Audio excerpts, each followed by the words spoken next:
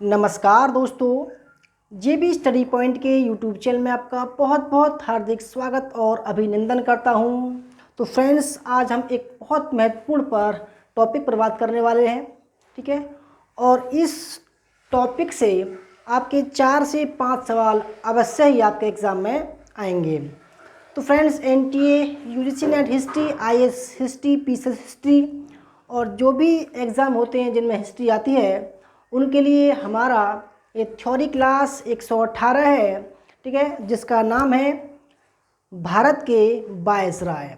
ठीक है दोस्तों, बहुत ही महत्वपूर्ण टॉपिक है क्योंकि आधुनिक भारत का जो इतिहास है वो चाहे वो बंगाल के गवर्नर हो, चाहे वो बंगाल के गवर्नर जनरल हो, चाहे वो भारत के गवर्नर जनरल हो या भारत के वायसराय हो, इन सब पर ही टिका रहता है हमारा आधुनिक भारत का इतिहास और ख़ास तौर पर अंग्रेज़ों का इतिहास। ठीक है, तो आइए शुरू करते हैं बिना किसी देरी के। दोस्तों, भारत के वायसराय उनके महत्वपूर्ण कार्य के बारे में चर्चा करेंगे, उनकी तिथियां, युद्ध संधियां, ठीक है, कहाँ से कहाँ तक, क्योंकि लॉर्ड जो कैनिंग था वो पहला वायसराय था और 1947 में, ठीक है, जो माउंटबेटन थे वो अंतिम वायसराय था।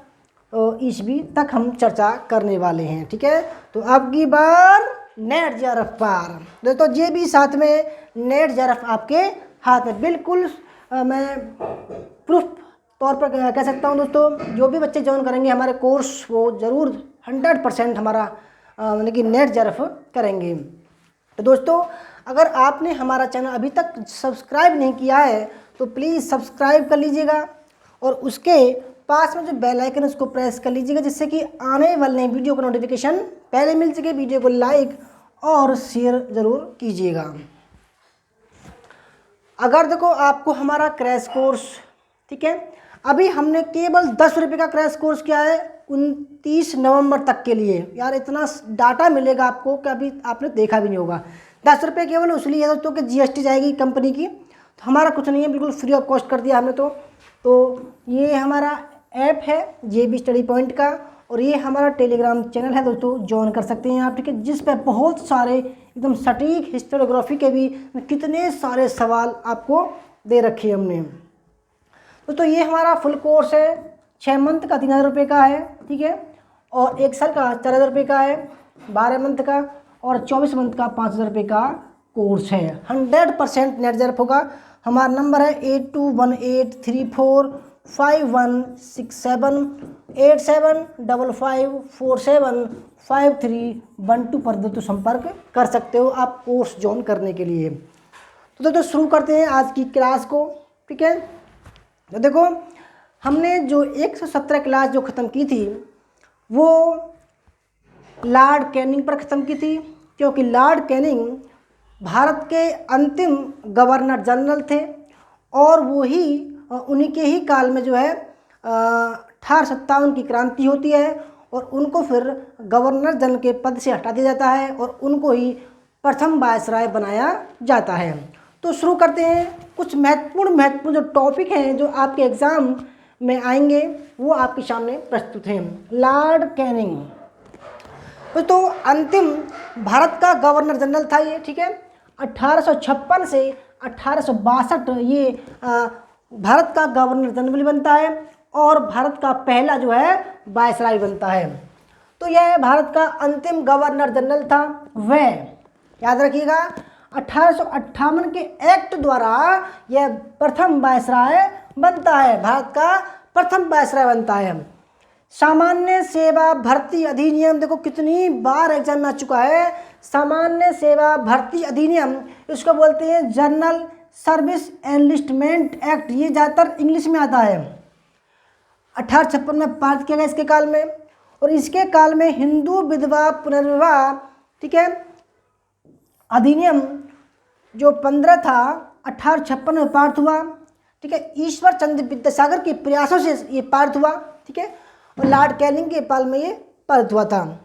फिर इसी के काल में 1857 का विद्रोह होता है और 1858 का एक्ट आता है।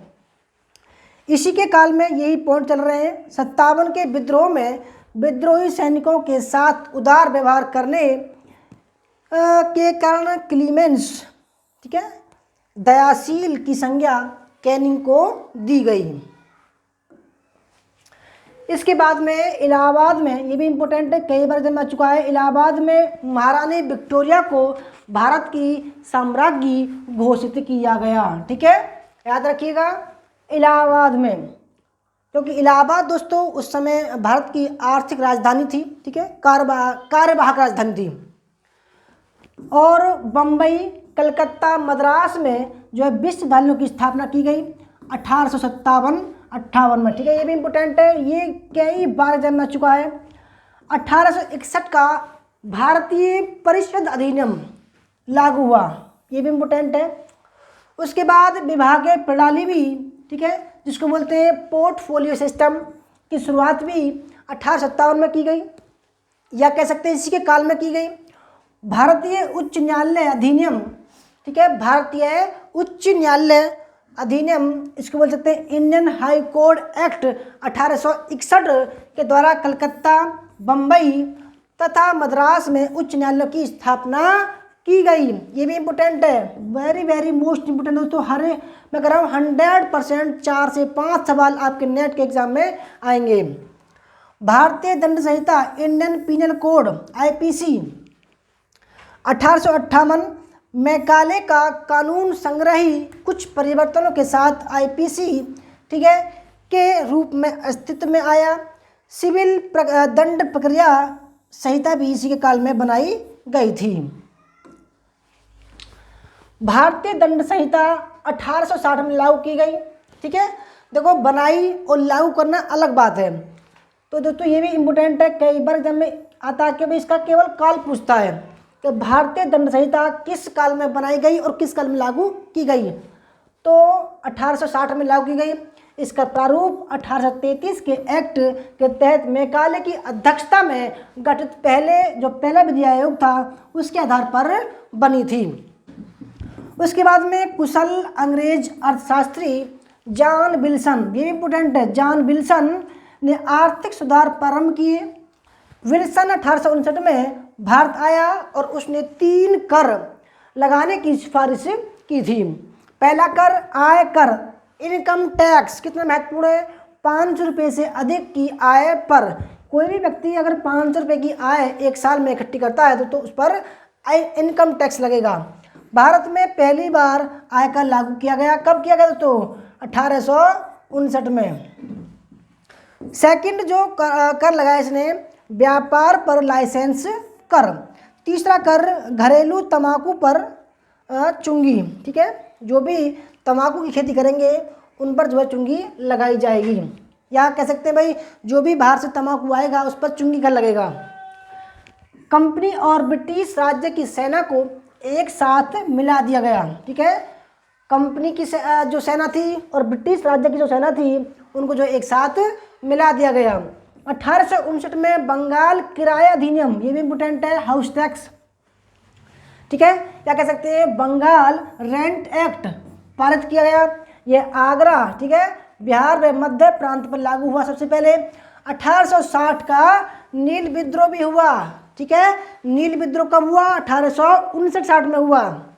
चापेकर जो बंधु थे दोस्तों ठीक है, उसके बाद में ये दूसरे वायसराय बनते हैं लॉर्ड एल्गिन प्रथम।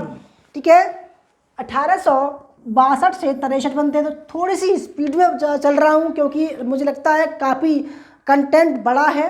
ठीक है, वीडियो लंबी हो जाएगी इसलिए थोड़ा जल्दी जल्दी चल रहा हूँ। ये मत सोचना भाई कि जल्दी जल्दी क्यों चल रहा हूँ। ठीक है, और दोस्तों फ़िलहाल मैं घर भी जा रहा हूँ घर जाने की जल्दी में, इसलिए मैं जल्दी जल्दी कर रहा हूँ क्लास को, क्योंकि काफ़ी समय लगता है, 4-5 घंटे लगते जाने में। स्टाम्प कर शुल्क शुरू किया इसने, इम्पोर्टेंट है, स्टाम्प कर शुल्क शुरू किया। लॉर्ड एल्गिन प्रथम डरहम रिपोर्ट क्यों आई, कनाडा पर स्वय शासन रिपोर्ट थी ये। ठीक है, जैसे भाई भारत पर स्वय शासन की रिपोर्ट थी, जैसे कि भाई कैबिनेट मिशन आया वो भी लाया, माउंटबेटन रिपोर्ट भी आई, तो ऐसे ही कनाडा पर जो है डरहम रिपोर्ट भी इसके काल में आई गई। डरहम रिपोर्ट के लेखक थे ये लॉर्ड डरहम। ठीक है, लॉर्ड डरहम थे के दामाद थे, यानी कि लॉर्ड डरहम के दामाद कौन थे, लॉर्ड एल्गिन प्रथम थे। धर्मशाला जो हिमाचल प्रदेश में पड़ती है। ठीक है, में इनकी पद पर रहते हुए ही 1863 में मृत्यु हो गई। इसके कार्यकाल में वहाबी जो आंदोलन था, वहाबियों का विद्रोह हुआ था। दोस्तों आपको वीडियो का कंटेंट कैसे लग रहा है? अच्छा लग रहा है तो लाइक करना, शेयर करना। इनके बाद में आते हैं सर जॉन लॉरेंस। ठीक है, इनको बोलते हैं दोस्तों एक कर्मण्यता की नीति। ठीक है, पॉलिसी ऑफ मास्टरली। भूटान के साथ तो याद रखिएगा, भूटान के साथ 1865 में, और देखो इनका जो काल था 1863 से 1869 तक था। भूटान के साथ 1865 में युद्ध हुआ। अफगानिस्तान के मामले में कुशल एक कर्मण्यता की नीति या शानदार निष्क्रियता की नीति, या इंग्लिश में बोल सकते हैं उसको पॉलिसी ऑफ मास्टरली इनएक्टिविटी। ठीक है, इनकी कोई भी दोस्तों इन्होंने जो है हस्तक्षेप नहीं किया। कि नीति जो कि स्पष्ट हस्तक्षेप की नीति, कोई भी हस्तक्षेप नहीं किया, स्पष्ट हस्तक्षेप की नीति थी। वैसे इस नीति की शुरुआत लॉर्ड एलनबरो के काल से मानी जाती है। ठीक है, उड़ीसा में, ये भी इम्पोर्टेंट है, उड़ीसा में 1866 में क्या पड़ा? अकाल पड़ा, काफ़ी लोग मारे गए। एक अकाल आयोग कैंपबेल, ठीक है, पहला अकाल आयोग बनाया गया था कि अध्यक्षता में नियुक्त होता है। पहला अकाल आयोग जो है 1800 तो कितने में 66 में होता है, जब उड़ीसा का अकाल पड़ा था। कैंपबेल आयोग इम्पोर्टेंट है ये। और देखो कभी कभी ये जितने भी 4-5 आयोग बने हैं, सबका क्रमवाइज पूछता है कि भाई किसके काल में आया, कब आया, तो 1866-67 में कैंपबेल आया। ठीक है, अकाल आयोग आया था। फिर उड़ीसा अकाल में मारे गए 10 लाख, लगभग 10 लाख लोगों की नैतिक जिम्मेदारी लेते हुए दोस्तों क्षमा याचना इन्होंने मांगी थी। लॉर्ड किसने? ठीक है दोस्तों, किसने मांगी थी एक बार देख लेते हैं। किसने?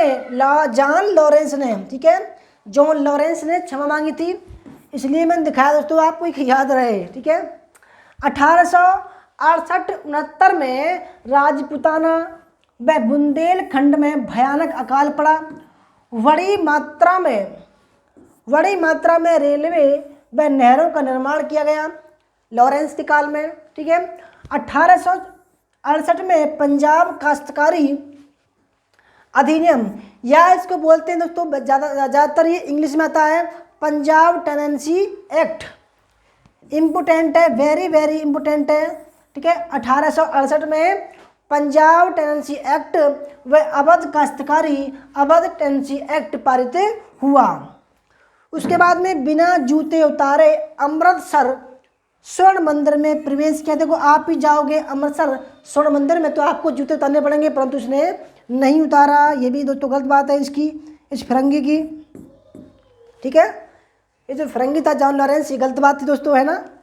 तो बिना जूता उतारे ये अमृतसर स्वर्ण मंदिर में प्रवेश कर गया। देखो तो भाई, देखो जब धार्मिक बात आती है तो किसी को भी कट्टर नहीं बनना चाहिए भाई। ये देखो ईसाई धर्म को मानते हैं, ठीक है, परंतु भाई आप दूसरे धर्म को बुरा नहीं कह सकते और दूसरे धर्म के खिलाफ जो जा नहीं सकते। भाई आप अपने धर्म की आस्था में हैं तो इसका मतलब ये थोड़ी है कि दूसरे धर्म के जो नियम कायदे हैं उनको तोड़ोगे आप, गलत बात है। उसके बाद में लॉर्ड मेयो आते हैं। 1869 से 1872 इनका क्या था? काल था। ठीक है, लॉर्ड जो लॉरेंस के बाद में इनके काल में कहते हैं दोस्तों, ये वेरी वेरी मोस्ट इम्पोर्टेंट है ये, कि इनके काल में प्रथम जनगणना हुई। ठीक है, 1872 में। इसके बाद इन्हीं के काल में भारतीय राजाओं के बालकों की शिक्षा के लिए अजमेर मेयो कॉलेज की स्थापना की गई। ठीक है, वैसे मेयो कॉलेज की विधिवत शुरुआत जो है 1875 में हुई थी। मेयो कॉलेज के प्रथम प्राचार्य एस.टी. जॉन थे, ये भी इम्पोर्टेंट है। मेयो कॉलेज के प्रथम प्राचार्य कौन थे? एस.टी. जॉन थे। महारानी विक्टोरिया के द्वितीय पुत्र ड्यूक ऑफ एडिनवरा ने जो है 1869 में भारत की यात्रा की थी। ठीक है, ये भी इम्पोर्टेंट है। भारत की यात्रा की थी। दोस्तों आपको क्लास कैसी लग रही है, कंटेंट कैसा लग रहा है? चलो क्लास को छोड़ो, आप कंटेंट कैसा लग रहा है? अच्छा लग रहा है तो जरूर लाइक करना, शेयर करना। इसके बाद में 1870 के मेयो प्रस्ताव, मेयो रेजोल्यूशन ऑफ 1870 द्वारा भारत में स्थानीय स्वशासन व वित्तीय विकेंद्रीकरण की शुरुआत की गई है। उसके बाद में लाल समुद्र में तार बिछाए तथा कृषि विभाग की स्थापना की गई। इम्पोर्टेंट है ये भी, लाल समुद्र में तार बिछाए तथा कृषि विभाग की स्थापना की गई है। मेयो ने भारतीयों को राय बहादुर, ठीक है, खान बहादुर की उपाधि देना प्रारंभ किया। तो ये भी इम्पोर्टेंट है कि भाई उपाधियाँ देना किस बादशाह ने शुरू किया? तो लॉर्ड मेयो ने किस किस की उपाधि दी? राय बहादुर और खान बहादुर की। उसके बाद में कार्यकाल के दौरान ही अंडमान, तो कहते हैं कई बार जन्म चुका कि भाई किसकी जो मृत्यु हुई थी वो भारत में किसी ने छुरा घोंप कर की थी, या कह सकते हैं भाई अंडमान निकोबार में किस बादशाह की मृत्यु हुई थी? तो लॉर्ड मेयो की हुई थी। देखो इम्पोर्टेंट है और आपके नेट के एग्जाम में कई बार आ चुका है।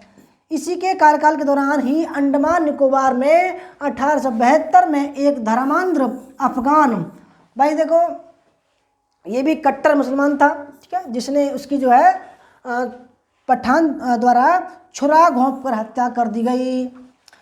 रेलवे विभाग का सरकारीकरण किया गया। देखो दोस्तों आज की सरकार निजीकरण पर जोर दे रही है, इसने जो है रेलवे विभाग का सरकारीकरण किया, ठीक है। उसके बाद में आता है लॉर्ड नॉर्थब्रुक। लॉर्ड नॉर्थब्रुक, जब लॉर्ड मेयो की हत्या हो जाती है तो 1872 से 76 के बीच में इसका कार्यकाल होता है। फिर देखो 1873 से 74 ईस्वी में बिहार व बंगाल के कुछ भाग में भीषण अकाल व बर्मा से चावल का आयात शुरू हुआ। इसके बाद में 1872 ईस्वी में पंजाब में कूका विद्रोह शुरू होता है। ये भी इम्पोर्टेंट है, कूका विद्रोह कब होता है? ठीक है, पंजाब में। कहाँ से? पंजाब से। कब? 1872 में। 1872 ईस्वी में आपको जो है पंजाब में कूका विद्रोह की शुरुआत होती है। बड़ौदा के गायकवाड़ को गद्दी से हटाया जाता है। ये भी इम्पोर्टेंट है, आता है एग्जाम में। ये कब हटाया? 1872 में हटाया। किसके काल में हटाया दोस्तों?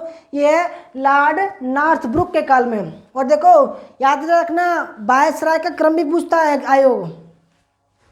ब्रिटिश प्रधानमंत्री डिज़रायली द्वारा अफगान सरदार शेर अली, ये इम्पोर्टेंट है, अफगान सरदार शेर अली से संधि वार्ता हेतु जोर दिए जाने के कारण नॉर्थब्रुक ने जो है 1876 में त्यागपत्र रिजाइन दे दिया था। इम्पोर्टेंट है दोस्तों, बिल्कुल आप कह सकते हैं भाई अगर कोई भी स्टूडेंट इस क्लास को पूरी देखेगा तो 4 से 5 यानी कि 10 नंबर आपके दोस्तों पूरे पक्का बिल्कुल सही होंगे। ठीक है, याद रखिए कि मेरी बात को मैं 100% गारंटी देता हूँ, तो 4 से 5 सवाल जरूर आएंगे। इसके बाद में लॉर्ड लिटन 1876 से 1880 आता है तो सबसे खतरनाक खिलाड़ी था ये। ठीक है, ये जो खिलाड़ी था बहुत खतरनाक था। ठीक है, अगर आज भी होता तो ये इससे लोग डरते, क्योंकि इसके ऐसे दोस्तों कार्य थे कि लोगों ने दोस्तों लोगों के मन में डर बैठ गया। भाई ये उल्टा सीधा काम क्यों कर रहा है?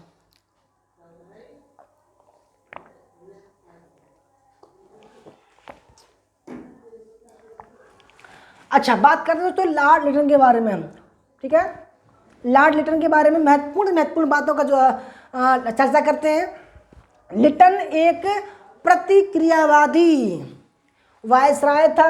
इनके कार्यों ने भारतीय जन समुदाय को दोस्तों आंदोलित कर दिया, उत्तेजित कर दिया कि भाई ये क्या कर रहा है यार। ये देखो इसके काल में भाई उत्तेजित और आंदोलनकारी क्यों हुए? और ये दक्कन में भीषण अकाल पड़ा 1876-78 के बीच में, तथा रिचर्ड स्टेजी की अध्यक्षता में एक अकाल आयोग का, फेमिना आयोग का गठन 1880 में किया जाता। दोस्तों ये दूसरा आयोग था, याद रखिएगा।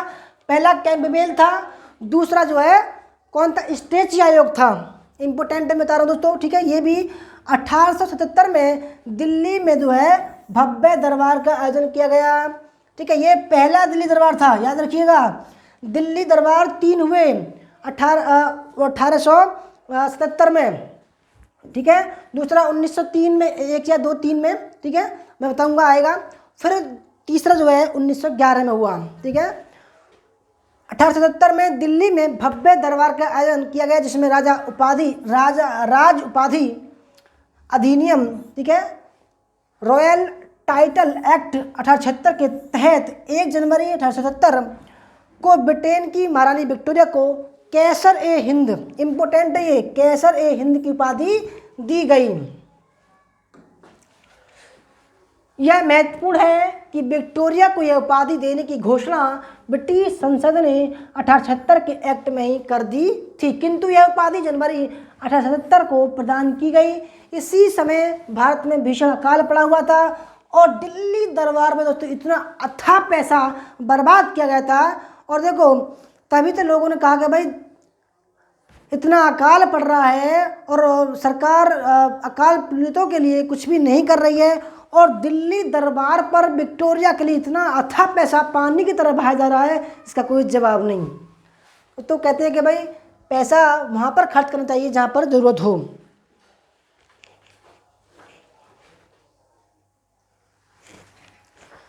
आइए आगे बढ़ते हैं दोस्तों। तथा अतः एक कलकत्ता के अखबार ने लिखा कि रोम जल रहा था और नीरो बंसी बजा रहा था। दोस्तों जब नीरो एक राजा था, ठीक है, तो राजा क्या कर रहा था कि भाई रोम में जल रहा था और जो है नीरो जो बंसी बजा रहा था, बड़ी मस्तानी, ठीक है। कैसर जो है जर्मन उपाधि है जिसका साम्य सीजर से किया गया है, ठीक है दोस्तों। Right answer of very very most important सवाल है। इसके बारे में आप बात करते हैं। लिटन के काल में, लिटन के समय 1877 में दिल्ली दरबार में गोपाल हरि देशमुख, ये भी इम्पोर्टेंट है, गोपाल हरि देशमुख हाथ से काती हुई खादी के कपड़े पहनकर गए थे, जबकि विश्वनाथ नारायण मांडलिक खादी कपड़े पहनकर काउंसिल में गए थे। ये भी इम्पोर्टेंट है भाई। गोपाल हरि देशमुख जो है दिल्ली दरबार में गए थे और काउंसिल में कौन गया था? विश्वनाथ नारायण गए थे। ये भी इम्पोर्टेंट है, याद रखना। 1878 में वर्नाक्यूलर प्रेस एक्ट, देसी भाषा समाचार पत्र अधिनियम पारित किया गया। ये भी वेरी वेरी मोस्ट इम्पोर्टेंट है दोस्तों, ठीक है, ये 100% आएगा।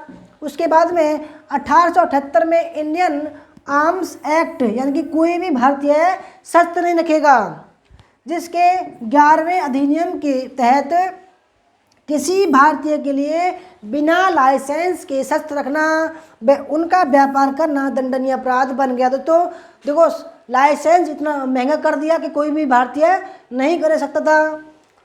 यूरोपियों व एंग्लो इंडियनों पर यह कानून लागू नहीं होता था कि भाई कोई भी जो अंग्रेज होगा या एंग्लो इंडियन होगा, जो जिसने भी जो है ईसाई धर्म अपना लिया है, वो जो है उसके ऊपर ये कानून नहीं लागू होगा। कितना भेदभाव था भाई।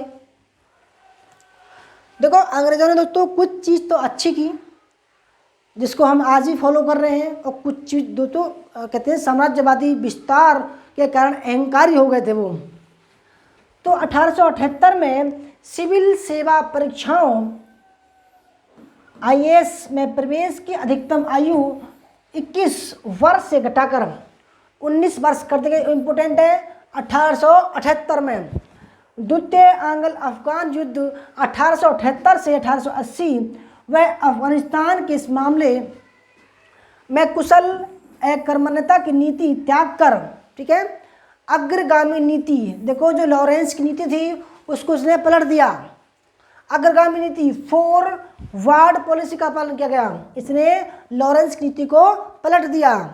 लॉर्ड लिटन ने वायसराय को परामर्श देने के लिए देसी राजाओं की एक प्रिवी काउंसिल बनाने का सुझाव दिया, जो अस्वीकृत हो गया, लेकिन यही सुझाव 1919 के एक्ट द्वारा स्वीकार कर लिया गया, ठीक है, जो लॉर्ड चेम्सफोर्ड, ठीक है। 1921 में नरेंद्र मंडल के रूप में यह संस्था अस्तित्व में आई थी। उसके बाद में लिटन ने मुक्त व्यापार की नीति का अनुसरण करते हुए, ठीक है, 29 वस्तुओं पर आयात कर हटा दिया और सूती वस्त्रों पर जो है आयात शुल्क आधा कर दिया। इससे भारतीय वस्त्र उद्योग पर बुरा प्रभाव पड़ा और ब्रिटिश उद्योगों को लाभ पहुंचा दिया। 1879 में वैधानिक नागरिक सेवा, ठीक है, स्टैट्यूटरी सिविल सर्विस शुरू की गई, जिसके तहत उच्च कुल के कुछ भारतीयों को वैधानिक जनपद सेवा में नियुक्त किया जाना था। ये नियुक्तियां प्रांतीय सरकारों, ठीक है, की सिफारिश पर भारत सचिव की स्वीकृति से की जाती थी। यानी कि पीछे के दरवाजे से कुछ नियुक्तियां होनी शुरू हो गई। जिस तरीके से आज 2021 में कुछ IAS बनाए गए हैं पीछे के दरवाजे से, बैकडोर से, बिना परीक्षा दिए ही, तो इसका यही जो कारण इसको लागू किया गया, अंग्रेजी शासन के कुछ कानून को आज भी लागू किया गया 2021 में, ठीक है। भारत सचिव की स्वीकृति से की जाती थी। इनकी संख्या संस्रावित जनपद सेवा की संख्या का केवल 1/6 हो सकती थी। 8 वर्ष बाद ही वैधानिक नागरिक सेवा बंद कर दी गई, तो इसको जो है बंद कर दिया गया। इसके बाद में लॉर्ड लिटन एक विख्यात कवि, एक उपन्यासकार, एक निबंध लेखक था और उसे साहित्य जगत में ओवन मेरिडिथ के नाम से जाना जाता था। ये भी इम्पोर्टेंट है। ओवन मेरिडिथ कौन था? लॉर्ड लिटन था।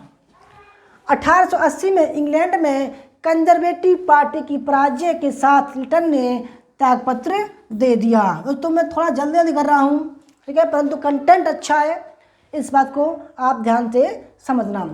लॉर्ड रिपन आता है। इसके बाद में 80 से 84, दोस्तों ये सबसे अच्छा वायसराय था हमारे लिए। इसके काल में क्या हुआ, क्योंकि दोस्तों ये उदारवादी वायसराय कहलाता है, कट्टरवादी नहीं, उदारवादी। The duty of age Ripon की पुस्तक है, ये भी इम्पोर्टेंट है। प्रथम फैक्ट्री एक्ट 1881 में पारित किया गया। लॉर्ड रिपन के स्वयं समय 1881 में पारित प्रथम फैक्ट्री कानून में महिलाओं तथा बच्चों की कार्यविधि के घंटों को सीमित कर दिया गया, जिसमें 7 वर्ष से कम उम्र के बच्चों को, दोस्तों इम्पोर्टेंट है ये भी, प्रथम फैक्ट्री जो अधिनियम बना था उसके बारे में जरूरत है। क्या? लॉर्ड रिपन के समय 1881 में पारित प्रथम फैक्ट्री कानून में महिलाओं तथा बच्चों की कार्यविधि के, इनकी जो कार्य करते थे वो के घंटों को सीमित कर दिया गया।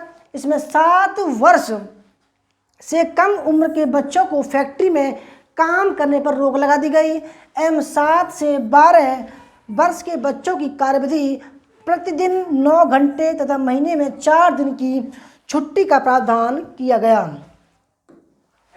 इसके बाद में शिक्षा के लिए 1882 में एक हंटर आयोग की नियुक्ति की गई, प्राथमिक और माध्यमिक शिक्षा के लिए, ठीक है, प्राथमिक और माध्यमिक शिक्षा के लिए, और महिलाओं के लिए गृह विज्ञान का काम करने के लिए, गृह विज्ञान का कोर्स शुरू करने के लिए, ठीक है।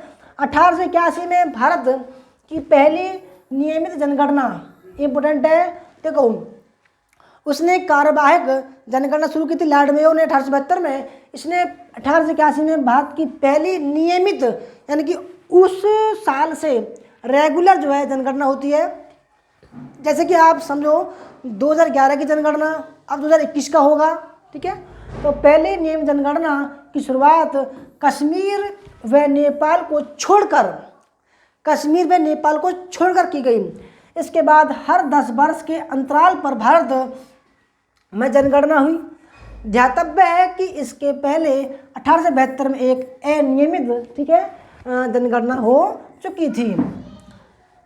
1882 में स्थानीय स्वशासन, इम्पोर्टेंट है, स्थानीय स्वशासन की शुरुआत। भाई सवाल आता है कि स्थानीय स्वशासन का जनक कौन है, तो कौन है? लॉर्ड रिपन है, जो शुरुआत की, जिसका उद्देश्य लोगों को राजनीतिक व लोकप्रिय शिक्षा देना है। उसके बाद में मेयो द्वारा प्रारंभ वित्तीय विकेंद्रीकरण को आगे बढ़ाते हुए लॉर्ड रिपन ने 1882 में राजस्व को 3 भागों में बांटा। पहला साम्राज्यवादी मद, दूसरा विभक्त मद, तीसरा प्रांतीय मद। इसके बाद में इल्बर्ट विल विवाद, जिसके तहत भारतीय जज यूरोप के लोगों का जो है फैसला कर सकता था। इसके बाद क्या हुआ, देखो इल्बर्ट भारत सरकार का विधि सदस्य था। इल्बर्ट आदमी का नाम था, उसके वो अध्यक्ष था उस बिल का। इल्बर्ट ने 1883 में भारतीय मजिस्ट्रेटों को या भारतीय जजों को यूरोपीय मजिस्ट्रेटों के समान अधिकार दिलाने के लिए विधेयक तैयार किया, जिसके द्वारा भारतीय मजिस्ट्रेटों को भी, याद रखिएगा, भारतीय जज या मजिस्ट्रेटों को भी फौजदारी मामलों में यूरोपीय लोगों के मुकदमों का फैसला की सुनवाई का अधिकार दिया जाना प्रस्तावित था। ब्रिटिश जाति के लोगों ने बिल का प्रबल विरोध किया। इसको बोलते हैं श्वेत विद्रोह।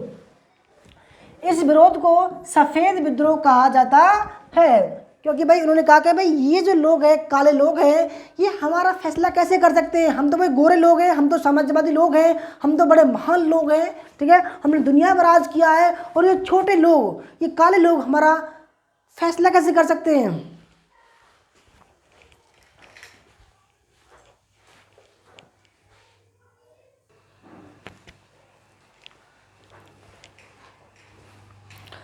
तो दोस्तों लाइट चली गई थी, आ गई है लाइट, ठीक है। तो हम कहाँ पर थे, ब्रिटिश इल्बर्ट बिल पर, ठीक है। इल्बर्ट बिल का जो प्रबल विरोध किया गया था ब्रिटिश लोगों ने, इस विरोध को सफ़ेद विद्रोह बोलते हैं, ठीक है, श्वेत विद्रोह, क्योंकि गोरे लोगों का विद्रोह कहा जाता है। रिपन मूल बिल पास करवाने में असफल रहा। 1884 में इसे संशोधित रूप में पारित किया जा सका, जिसके तहत यूरोपीय अपराधी ज्यूरी की मांग कर सकते थे। जो यूरोपीय लोग के जो अपराधी थे वो कहते हैं कि भाई हम भारतीय जज का फैसला नहीं मानते हैं और हम यूरोपीय जो जज है, मजिस्ट्रेट है, उसकी हम मांग करते हैं, जिसके आधे सदस्य यूरोपीय होंगे। यानी कि जो भी जो जज की जो कमेटी होगी, जैसे 5 या 6 होंगे, तो उसमें आधे सदस्य यूरोपीय होंगे। लॉर्ड रिपन सर्वाधिक लोकप्रिय भारतीय वायसराय था, जिसने द्वितीय अफगान युद्ध को तथा 1882 में वर्नाकुलर प्रेस एक्ट को समाप्त कर दिया। वेरी मोस्ट इम्पोर्टेंट सवाल है। रिपन को भारतीय नागरिकों द्वारा महानुभाव रिपन तथा फ्लोरेंस नाइटिंगेल द्वारा, ठीक है, भारत का उद्धारक कहा जाता है। इसके बाद में सिविल सेवा में न्यूनतम प्रवेश की आयु उसने 19 वर्ष से बढ़ाकर 21 वर्ष कर दी। इसके बाद में 1831 में वेंटिक द्वारा हड़पे गए, जो विलियम वेंटिक द्वारा हड़पे गए मैसूर राज्य को 1881 में पुराने राजवंश को पुनः लौटा दिया। इसके बाद रिपन ने 1882 में कुछ समय के लिए कलकत्ता हाई कोर्ट में मुख्य न्यायाधीश के पद पर रमेश चंद्र मित्र को नियुक्त किया। वे जो है, या दोस्तों कह सकते हैं रमेश चंद्र मिश्र, वे मुख्य न्यायाधीश बनने वाले प्रथम भारतीय थे। Very most important, Ramesh Chandra Mishra. उसके बाद रिपन ने ग्लैडस्टन द्वारा मिस्र में भेजी गई भारतीय सेना की टुकड़ी के व्यंग के विवाद पर त्यागपत्र दे दे। इम्पोर्टेंट है, ठीक है, भारतीय सेना की टुकड़ी के व्यंग के विवाद पर त्यागपत्र दे दिया, क्योंकि ग्लैडस्टन ने जो है दोस्तों मजाक बनाया था भारतीय सेना का। उसके बाद में मेरा मूल्यांकन मेरे कार्यों से करना, शब्दों से नहीं, ये रिपन का कहना था, ठीक है। क्या कहना था दोस्तों, मेरा मूल्यांकन मेरे कार्यों से करना, मेरे शब्दों से नहीं, रिपन का ये कहना था। रिपन की विदाई के समय जनता, इम्पोर्टेंट है, जनता धर्मशाला दोस्तों हिमाचल प्रदेश में है, ठीक है। ये शीतकालीन जो उसकी मतलब उसका आवास था, जनता धर्मशाला से बम्बई तक पैदल गई थी। और यार मतलब लगभग 1500 किलोमीटर दूर का ये सफ़र था। ठीक है, उसके बाद में आता है लॉर्ड डफरिन 1884 से 88 तक। ठीक है, इसके काल में जो महत्वपूर्ण कार्य हुए या संधियां हुई, जो भी कार्य इसने काम किए, भारतीय राष्ट्रीय कांग्रेस की स्थापना इसके काल में 1885 में 31 दिसंबर 1885 में 28 दिसंबर 1885 में गोपाल दास तेजपाल संस्कृत महाविद्यालय बम्बई में इसकी स्थापना हुई थी। इसके बाद में तृतीय आंग्ल बर्मा युद्ध 1885 में बर्मा का अंतिम रूप से पूर्ण अधिग्रहण 1886 में कर दिया गया था। वेरी वेरी मोस्ट इम्पोर्टेंट सवाल है। इसके बाद डफरिन के समय बंगाल, अवध व पंजाब में क्रम से देखो, बंगाल में 1885, अवध में 1886 और पंजाब में 1887 में टेनेंसी एक्ट पारित किए गए। इसके बाद में 1886 में डफरिन ने सिंधिया को ग्वालियर जो है दोबारा सौंप दिया। ठीक है, क्योंकि सिंधिया ने 57 क्रांति में इसका साथ दिया था। डफरिन के समय इंपीरियल सर्विस कोर की स्थापना की गई। इम्पोर्टेंट है, डफरिन के समय इंपीरियल सर्विस कोर की स्थापना हुई। 1886 में एटचिंसन के नेतृत्व में लोक सेवा आयोग की स्थापना की गई। वेरी वेरी इंपॉर्टेंट है। डफरिन ने कहा, अंग्रेजों को वह पाठ सदा याद रखना चाहिए जो उन्होंने 1857 में भयावह अनुभवों से सीखा था। इसके बाद लॉर्ड लैंसडाउन आते हैं, जो 1888 से 94 में इनका कार्यकाल होता है। इनके काल में क्या हुआ, 1891 में दूसरा फैक्ट्री एक्ट पारित हुआ। ठीक है, ये भी इम्पोर्टेंट है, वेरी वेरी। ठीक है, इसके बाद में 1892 का भारतीय परिषद अधिनियम पारित होता है, जहाँ से दोस्तों चुनाव की प्रक्रिया की स्थापना माना जाता है। ठीक है, इसके समय में भारत व अफगानिस्तान के बीच मोर्टिमर ड्यूलैंड ने 1893 में सीमा रेखा तय की, जो ड्यूरैंड, तो ये ड्यूरैंड रेखा वही है, इनका पूरा नाम है मार्टिमर ड्यूरैंड।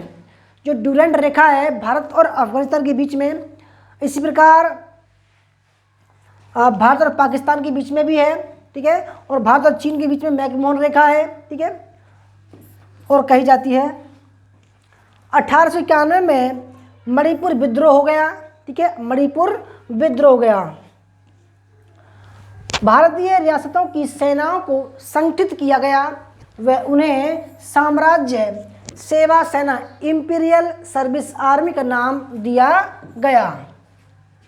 भारतीय रियासतों की सेनाओं को 1891 में सहवास व अधिनियम या सम्मति आयु अधिनियम एज ऑफ कंसेंट एक्ट मालावारी पारित, जिसके द्वारा लड़कियों के विवाह की न्यूनतम आयु 12 वर्ष कर दी गई। ठीक है, और इसको शारदा अधिनियम के तहत 14 वर्ष किया गया। और इनको जो है एस मालावारी जो है उनके प्रयासों से पारित कराया गया। इसके बाद में आते हैं लॉर्ड एल्गिन द्वितीय 1894 से 99। ठीक है, तो इनके काल में क्या हुआ, 1895 में चित्राल में विद्रोह हुआ। ठीक है, 1896-97 का महान अकाल या दुर्भिक्ष एवं प्लेग बीमारी फैली। ठीक है, तो चापेकर बंधुओं ने जो है अपने जो अधिकारी थे उनको मार दिया था। छोटा नागपुर में मुंडाओं ने विद्रोह किया। बिरसा मुंडा इसके कौन थे दोस्तों, बिरसा मुंडा, इन्होंने नेतृत्व किया था। और इनको जो है दोस्तों क्या हुआ था दोस्तों, इनको जो है फांसी पर लटका दिया गया था, बीमार हो गए थे ये। जेम्स लायल की अध्यक्षता में अकाल आयोग का निर्माण किया गया। ठीक है, ये तीसरा था। जेम्स लायल की अध्यक्षता में एक अकाल आयोग का गठन किया गया, 1897 में गठन किया गया। भारतीय सेना का एकीकरण किया गया, ये भी इम्पोर्टेंट है, भारतीय सेना का एकीकरण किया गया दोस्तों, ठीक है। ये कई बार जन्म चुका है 1897 में, 1897 में। भारत को तलवार के बल पर जीता गया था और तलवार के बल पर ही इसकी रक्षा की जाएगी। आपने सुना होगा, इसे ब्रिटिश कब्जे में रखा जाएगा, ये कहा था लॉर्ड एल्गिन द्वितीय ने, ठीक है। कितना अच्छा सवाल था ये। इसके बाद में था लॉर्ड कर्जन, फूट डालो और बांट करो की नीति का दोस्तों ये कौन था? फूट डालो और राज करो की नीति का जो प्रस्तावक था दोस्तों, इसने जो है शुरुआत की थी। सबसे अधिक अलोकप्रिय और रिपन कौन है? लोकप्रिय है एवं प्रतिक्रियावादी वायसराय था। कर्जन ने सीमांत युद्ध लड़ा था। The problem of the forest, इसने किताब लिखी। एडमंड वर्क ने an open letter to Lord Curzon लिखी, ठीक है। इसके बाद में रोनाल्डो ने कर्जन की जीवनी लिखी थी, इम्पोर्टेंट है। इसके बाद लॉर्ड कर्जन के कार्यकाल में 1904 में लॉर्ड एम्पिटल कार्यवाहक जो है गवर्नर जनरल व वायसराय रहे, अतः कर्जन के 2 कार्यकाल थे, ठीक है। इसके बाद में 1899 में भारतीय मुद्रण एवं पत्र मुद्रा अधिनियम, भारतीय मुद्रण एवं पत्र मुद्रा अधिनियम के अनुसार अंग्रेजी पाउंड को भारत में ग्राह्य बनाया गया, लीगल टेंडर, और उसका मूल्य 15 रुपये निर्धारित किया गया, ठीक है। 1901 में भारत में प्रथम जातिगत जनगणना कराई गई। जातिगत कब? 1901 में, इम्पोर्टेंट फैक्ट है ये। उसके बाद में 1901 में कृषि के विकास के लिए कृषि इंस्पेक्टर जनरल की नियुक्ति की गई तथा कृषि विभाग का गठन किया गया 1901 में। याद रखिएगा, 1901 में कृषि विभाग की नियुक्ति की गई। 1904 में भारतीय विश्वविद्यालय अधिनियम बना। और देखो, हम आयोग की बात करें तो आयोग बना था 1902 में। भारतीय विश्वविद्यालय आयोग की बात करें तो 1902 में बना और अधिनियम 1904 में बना था। 1904 में प्राचीन, ये भी इम्पोर्टेंट है, प्राचीन स्मारक संरक्षण कानून का निर्माण व पुरातन विभाग की स्थापना की गई 1904 में ही। जॉन मार्शल पुरातत्व विभाग के प्रथम महानिदेशक बने और इन्हीं के कार्यकाल में, इनकी जॉन मार्शल कार्यकाल में 1921 में हड़प्पा, ठीक है, और 1922 में जो है मोहनजोदड़ो का उत्खनन कराया गया, ठीक है, याद रखिएगा। कलकत्ता कॉरपोरेट एक्ट, ये भी इम्पोर्टेंट है, 1899 द्वारा निगम में निर्वाचित सदस्यों की संख्या में कटौती की गई। इसके बाद में कर्जन के समय 1903 में दिल्ली दरबार हुआ। देखो, मैं दोस्तों बोल रहा था 3 दिल्ली दरबार हुए, 1877, 1903 और 1911। एडवर्ड सप्तम अल्बर्ट ब्रिटेन के सम्राट थे उस समय, वो आए भारत में, ठीक है। 1904 में ऑफिशियल सीक्रेट्स एडमेंट एक्ट पास हुआ था। तो ये जो है अक्टूबर 2020 में आ चुका है, सवाल है बिल्कुल जो का तो। Official secrets adamant act 1904। उसके बाद 1905 में बंगाल का विभाजन हुआ, ठीक है। 16 अक्टूबर 1905 को बंगाल का विभाजन हुआ। वह स्वदेशी आंदोलन का प्रारंभ हो गया 1905 में ही। उसके बाद में उत्तरी पश्चिमी सीमांत प्रांत का गठन किया गया। वह पुराने उत्तरी पश्चिमी सीमा प्रांत से अवध व आगरा को निकाल दिया गया और उसको संयुक्त प्रांत बनाया गया। संयुक्त प्रांत, यूनाइटेड स्टेट, इसको बाद में बोलते हैं दोस्तों उत्तर प्रदेश बोलते हैं बाद में, 1951 में।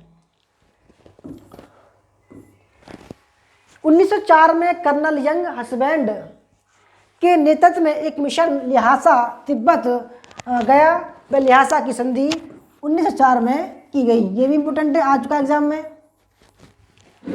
1905 में भारत लोक सेवा मंडल का गठन किया गया भारत में।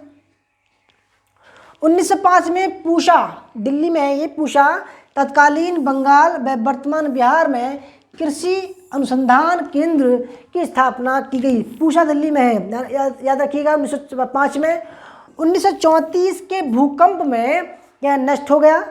वह पूषा कृषि अनुसंधान केंद्र को इसी नाम से दिल्ली में स्थापित किया गया। समझ रहे दोस्तों, पहले कहाँ स्थापना की गई थी? बंगाल में, वर्तमान बिहार में, फिर ये भूकंप से नष्ट हो गया और दिल्ली में इसका स्थापना की गई। झेलम नहर का निर्माण किया गया। झेलम का, झेलम नहर नदी नहीं, भारत को स्वर्ण मानक गोल्ड स्टैंडर्ड में शामिल किया गया। सोने की मुद्रा को कानूनी सिक्का घोषित किया गया। 1900 में पंजाब भूमि हस्तांतरण अधिनियम, या इसको बोल सकते हैं पंजाब लैंड एलिएशन एक्ट। कितनी बार मैंने प्रैक्टिस सेट में बताया दोस्तों, ठीक है, पार्ट हो गया।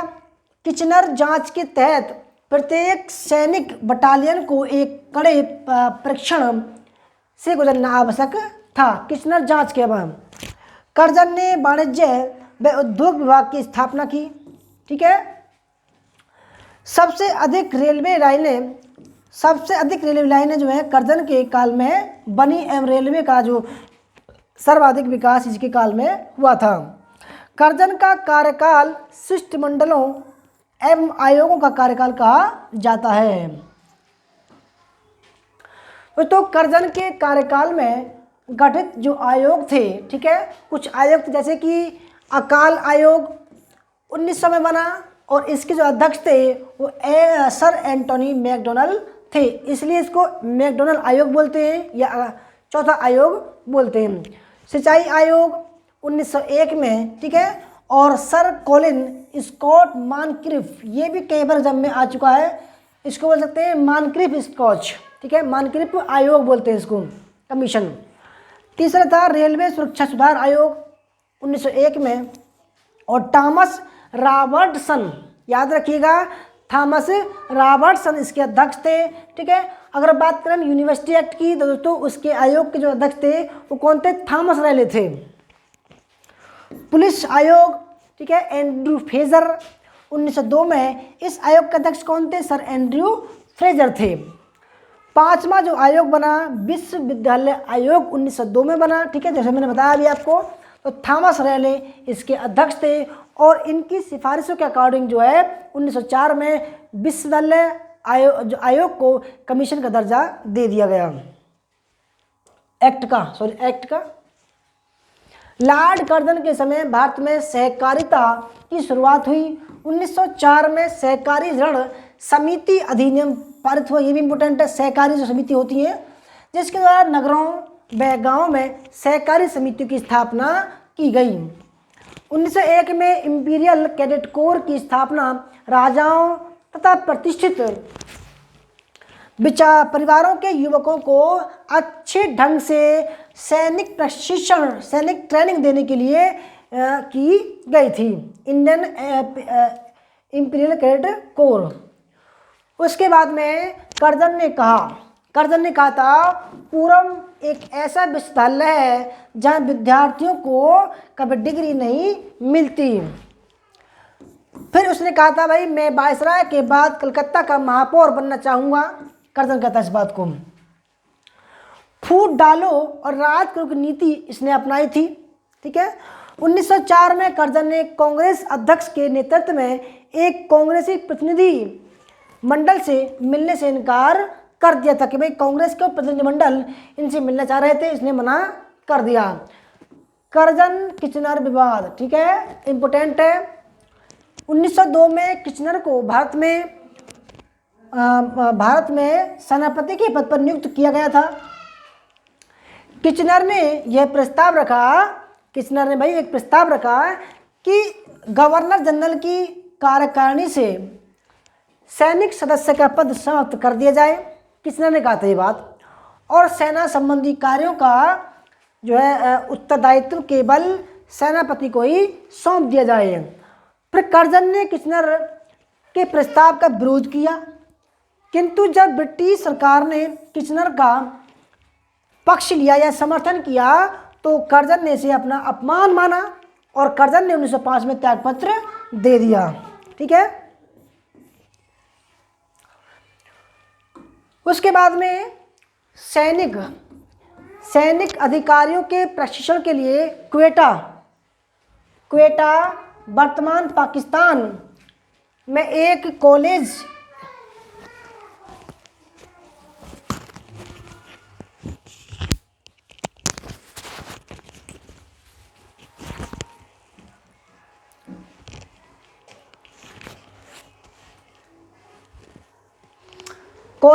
इंग्लैंड के कैम्बरले कॉलेज के नमूने पर खोला गया। ठीक है। भारतीय सेना को किचनर ने 2 कमानों में विभाजित किया गया। उत्तरी कमान का प्रधान केंद्र मरी और प्रहार केंद्र पेशावर। ठीक है। यानी कि जो प्रधान केंद्र था मरी और प्रहार केंद्र पेशावर तथा दक्षिणी कमान का प्रधान केंद्र पूना और प्रहार केंद्र जो है कोटा बनाए गए। कर्जन उस मोटर चालक के समान है जो रोज गाड़ी चमकाता है पर उन्हें पता नहीं कि जाना कहाँ। ये कहा था मॉन्टेग्यू ने। ठीक है। गोखले ने कर्जन की तुलना जो है दोस्तों औरंगजेब से की। ये भी इम्पोर्टेंट फैक्टर है। ठीक है। गोपाल कृष्ण गोखले ने जो है लॉर्ड कर्जन की तुलना किससे की है? औरंगजेब से की है। इसके बाद लॉर्ड मिंटो दुत्ते आता है। ठीक है। लॉर्ड मिंटो दुत्ते जिसके काल में 1909 का सुधार अधिनियम आया था, या 1909 का एक अधिनियम आया था। 1905 से 1910 इसका कार्यकाल था। यह लॉर्ड मिंटो प्रथम 1807-13 का क्या था दोस्तों? पोत्र था। पोता यानी कि बेटे का बेटा था। मुस्लिम लीग का गठन किया गया 1906 में और इसका दोस्तों कहाँ पर? ढाका में किया गया। 31 दिसंबर 1906 ढाका। सलीमुल्ला आगा खां इसके जो है अध्यक्ष बने थे।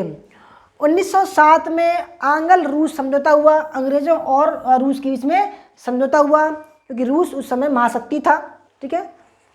मार्ले मिंटो सुधार 1909 और सूरत अधिवेशन का में कांग्रेस का विभाजन हो गया गरम दल और नरम दल में। और इसके अध्यक्ष कौन थे? रास बिहारी घोष बने। सत्येंद्र प्रसाद सिन्हा 1909 में वायसराय की कार्यकारिणी में जो है नियुक्त प्रथम भारतीय थे दोस्तों। और उन्होंने जो है 1919 में जलियांवाला हत्याकांड के विरोध में त्यागपत्र दे दिया था। ठीक है दोस्तों। देखो क्लास आपको अगर अच्छी लग रही हो तो ज़रूर लाइक कीजिएगा, शेयर कीजिएगा।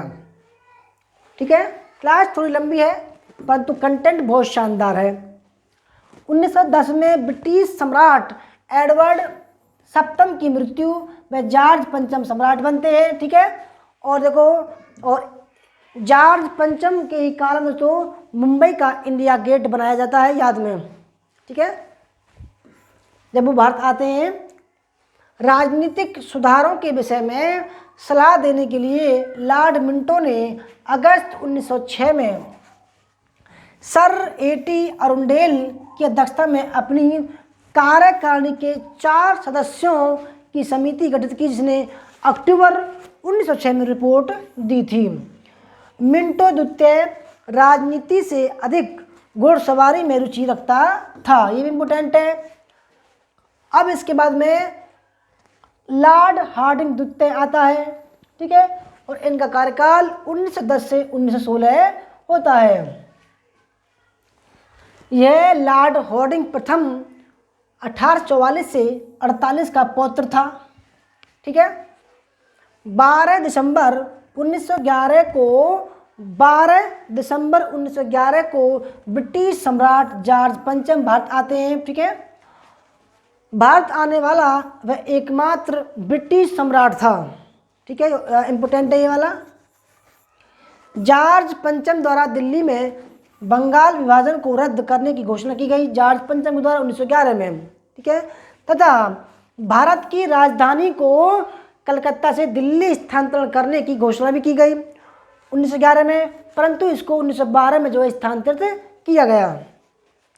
1912 में दिल्ली भारत की राजधानी बन गई। इसके बाद में 23 दिसंबर 1912 को, जब देखो याद रखिएगा इस फैक्ट को, इम्पोर्टेंट है। 23 दिसंबर 1912 को जब लॉर्ड हार्डिंग द्वितीय राजधानी दिल्ली में प्रवेश कर रहे थे तो चांदनी चौक में उन पर एक बम फेंका गया, परंतु वो बच गए और उनके स्थान पर एक महिला, एक बच्चा जो है मारा गया। प्रथम विश्व युद्ध की शुरुआत हुई 1914 में, 18 तक चलता है वो। गांधी जी इनके काल में दक्षिण अफ्रीका से भारत लौटे थे जनवरी 1915 में, ठीक है, याद रखिएगा फैक्ट, इस फैक्ट को भी। 1912 में एल सिंगटन आयोग बना। सूरत का नमक विद्रोह जो है इनके काल में हुआ था, ठीक है। इनके बाद में लॉर्ड चेम्सफोर्ड 1919 का जो अधिनियम आया था दोस्तों, इनके ही नाम पर आया था, ठीक है।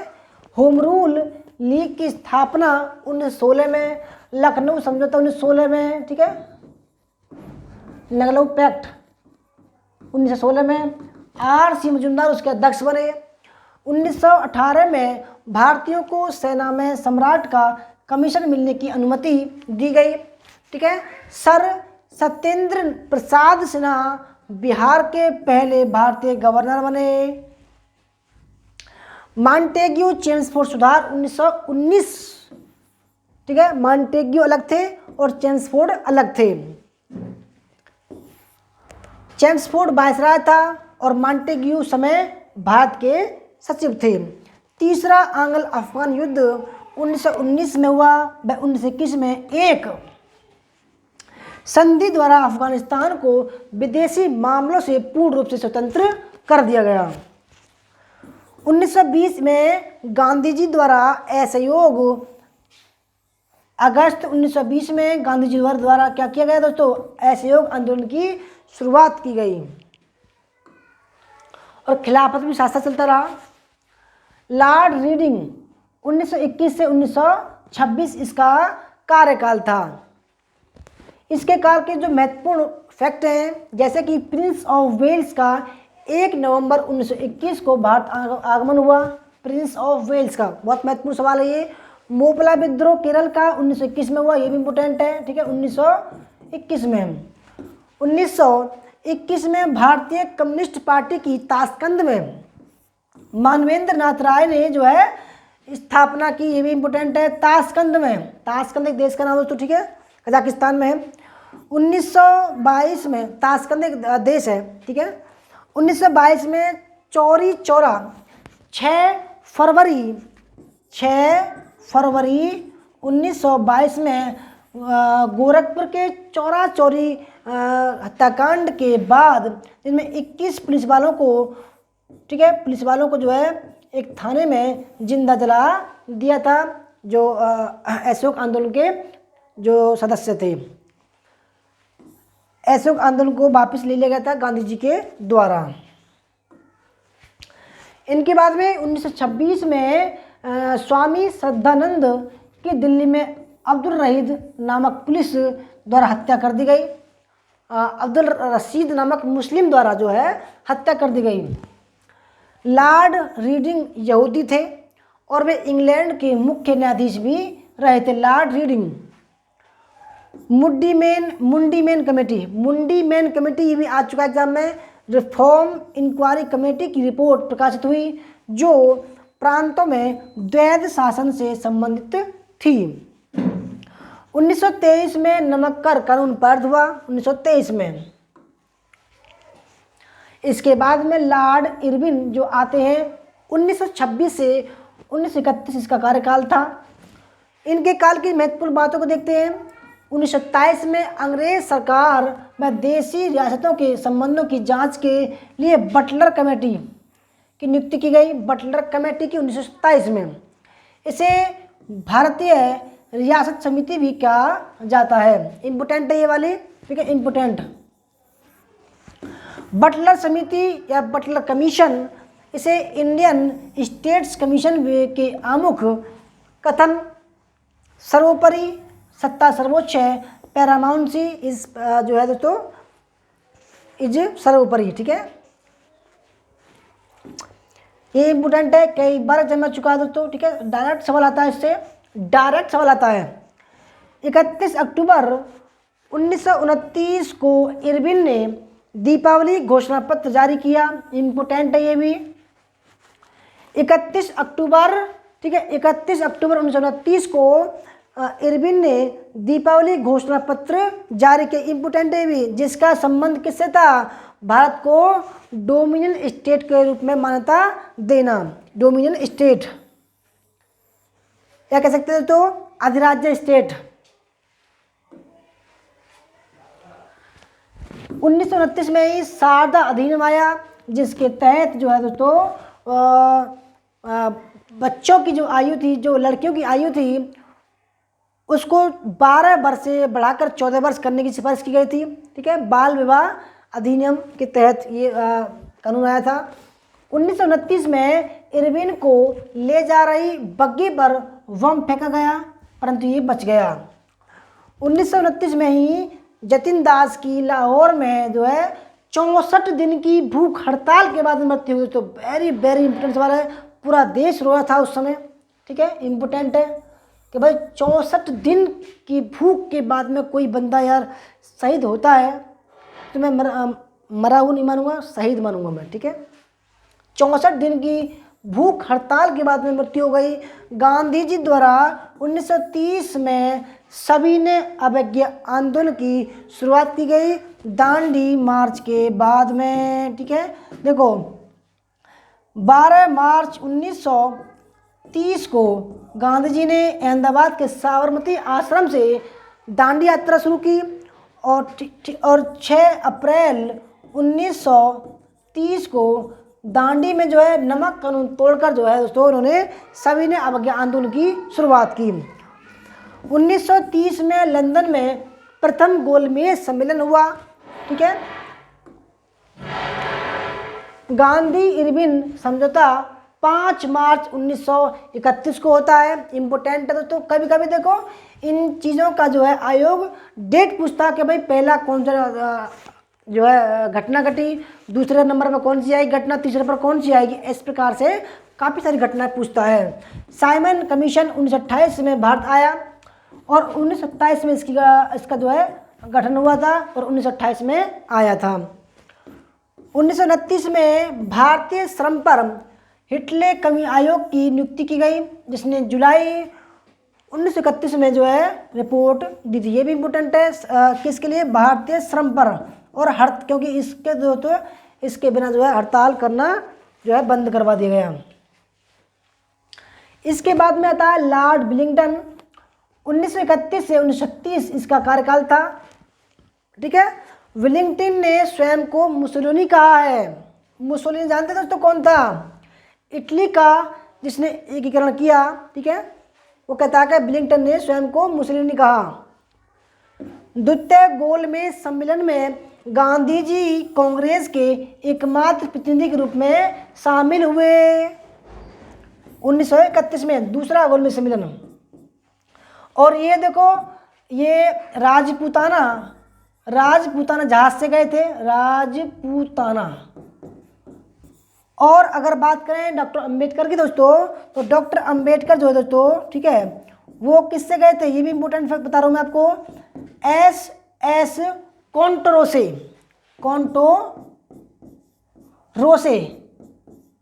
जहाज से गए थे और गांधी जी गए थे राजपूताना जहाज से और डॉक्टर अंबेडकर गए थे दोस्तों SS कोंटोरोसे जहाज से। तीसरा गोलमेज सम्मेलन 1932 में भी हुआ था। इसके बाद में 1931 में 31 से 34 तक कांग्रेस पर प्रतिबंध लगाया गया और इसके 1,20,000 सदस्य गिरफ्तार किए गए। भारत सरकार अधिनियम 1935 पारित हुआ इसके काल में, ब्लिंकन काल में, और 1934 में सविनय अवज्ञा आंदोलन अंतिम रूप से समाप्त हो गया। 1934 में बिहार में भूकंप आए, ठीक है।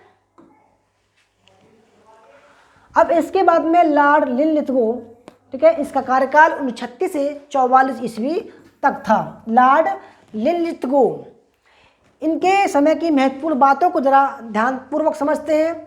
इनके कार्यकाल में 1938 में जो है वैरन ब्रेवन कार्यवाहक जो है गवर्नर जनरल बनते हैं, ठीक है। 8 अगस्त 1940 को वायसराय ने अगस्त प्रस्ताव दिया। लॉर्ड लिनलिथगो ने 8 अगस्त 1940 को वायसराय ने अगस्त प्रस्ताव दिया। दूसरा विश्व युद्ध की शुरुआत 1939 में हुई, ठीक है। जब पोलैंड के राजकुमार की हत्या कर दी जाती है तब ये युद्ध शुरू होता है। रविंद्रनाथ टैगोर की 1941 में मृत्यु हो गई, रविंद्रनाथ टैगोर की। इसके बाद में लॉर्ड लिनलिथगो अप्रैल 1933 में बनी भारतीय वैधानिक सुधारों की संयुक्त प्रवर समिति के भी अध्यक्ष थे। 1935 में के अधिनियम का ढांचा बनाने में भी इसका हाथ था। मार्च 1942 में क्रिप्स मिशन भारत आता है, याद रखिएगा, इम्पोर्टेंट है। मार्च 1942 में क्रिप्स मिशन जो है भारत आता है, ठीक है। 8 अगस्त को भारत छोड़ो आंदोलन का प्रस्ताव पारित होता है और 9 अगस्त को जो है जो भारत छोड़ो आंदोलन जो है स्वस्फूर्त यानी कि बिना किसी नेतृत्व के शुरू हो जाता है, क्योंकि सभी महत्वपूर्ण नेताओं को जो है अंग्रेज़ों ने जीरो ओवर एक कहते हैं भाई ऑपरेशन जीरो ओवर के तहत जो सबको गिरफ्तार कर लिया था। तो उसके विरोध में जो है 9 अगस्त 1942 को आंदोलन शुरू हो गया था बिना किसी नेतृत्व के। याद रखना, भारतीय सेना के आधुनिकीकरण के लिए चेटफील्ड कमेटी बनाई गई। फिर आते हैं लॉर्ड वेवेल 1944 से 47 के बीच में, ठीक है। इसके काल की महत्वपूर्ण बातों को देखते हैं। द्वितीय विश्व युद्ध की समाप्ति हुई 1945 में। 1945 ईस्वी में शिमला सम्मेलन में लीग को भावी संवैधानिक सुधारों पर एक प्रकार से वीटो मिला कि भाई अगर वायसराय ने अगर इस पर वोट कर दिया तो वो दोस्तों मानना पड़ेगा। 1946 ईस्वी में कैबिनेट मिशन भारत आता है, ठीक है, कैबिनेट मिशन 1946 में। 1946 ईस्वी में जवाहरलाल नेहरू की अध्यक्षता में अंतरिम सरकार की गठन होता है 2 सितंबर, ठीक है। इनके बाद में 20 फरवरी 1947 को ब्रिटेन के प्रधानमंत्री एटली ने अपनी ऐतिहासिक घोषणा में 30 जून 1948 तक भारत के स्वतंत्र होने की बात कही थी। क्यों कही थी दोस्तों? क्योंकि ब्रिटेन पर जितने भी राष्ट्र थे, इसके जो सहयोगी थे, सब ने भाई जो है जोर डाला कि भाई आप जो है जो तुम्हारे अधिराज्य हैं या तुम्हारे जो तो उपनिवेश हैं उनको स्वतंत्र कर दिया जाए, और इसीलिए वो ब्रिटेन के साथ में द्वितीय विश्व युद्ध में शामिल हुए थे। लॉर्ड माउंटबेटन, ठीक है, ये अंतिम ब्रिटिश वायसराय थे और इनका कार्यकाल 1947 से 48 तक था। माउंटबेटन भारत के अंतिम, देखो दोस्तों ध्यान से समझना, काफ़ी बच्चे इस पर डाउटफुल होते हैं। ये अंतिम ब्रिटिश वायसराय है, ठीक है, इनकी ब्रिटेन से आए हुए ये अंतिम वायसराय थे और स्वतंत्र भारत के प्रथम गवर्नर जनरल थे। याद रखिएगा, प्रथम गवर्नर जनरल थे, यानी कि वायसराय का पद समाप्त करके स्वतंत्र भारत के प्रथम गवर्नर जनरल थे। वे 24 मार्च 1947 को भारत के वायसराय बने। वे जून 1948 तक गवर्नर जनरल के पद पर रहे थे। जून थर्ड प्लान, जून यानी कि 3 जून 1947 की घोषणा के अनुसार माउंटबेटन ने 15 अगस्त 1947 तक भारत के विभाजन की घोषणा कर दी।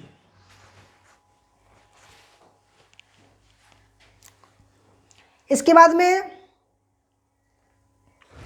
4 जुलाई 1947 को ब्रिटेन के हाउस ऑफ कॉमन्स में लेबर पार्टी के प्रधानमंत्री एटली ने भारत की स्वतंत्रता का विधेयक पेश किया। ठीक है, 4 जुलाई को। और 18 जुलाई 1947 को ब्रिटिश सम्राट ने अपने हस्ताक्षर कर दिए, यानी कि ये पारित हो गया, लागू हो गया। 14 अगस्त 1947 को पाकिस्तान का स्वतंत्र राष्ट्र के रूप में निर्माण हुआ। ठीक है, यानी कि 12 बजे हुआ वैसे तो। ठीक है, और 15 अगस्त जो है 1947 को भारत स्वतंत्र हो गया। यानी कि भाई पाकिस्तान अपना स्वतंत्रता दिवस 14 अगस्त को मनाता है और भारत अपना स्वतंत्रता दिवस जो है 15 अगस्त को मनाता है। सर क्लाउड अचिनलेख ब्रिटेन के भारत में अंतिम सेनाध्यक्ष, ये भी इम्पोर्टेंट है। अचिनलेख जो है ब्रिटेन के भारत में अंतिम सेनाध्यक्ष, सर्वोच्च कमांडर 1943 से 15 अगस्त 1947 तक रहे। ठीक है, 27 अगस्त 1979 को आयरिश रिपब्लिकन आर्मी के आतंकवादियों ने माउंटबेटन की हत्या कर दी।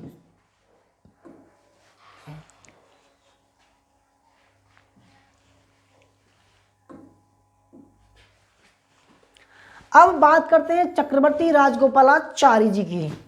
ठीक है, जून 1948 से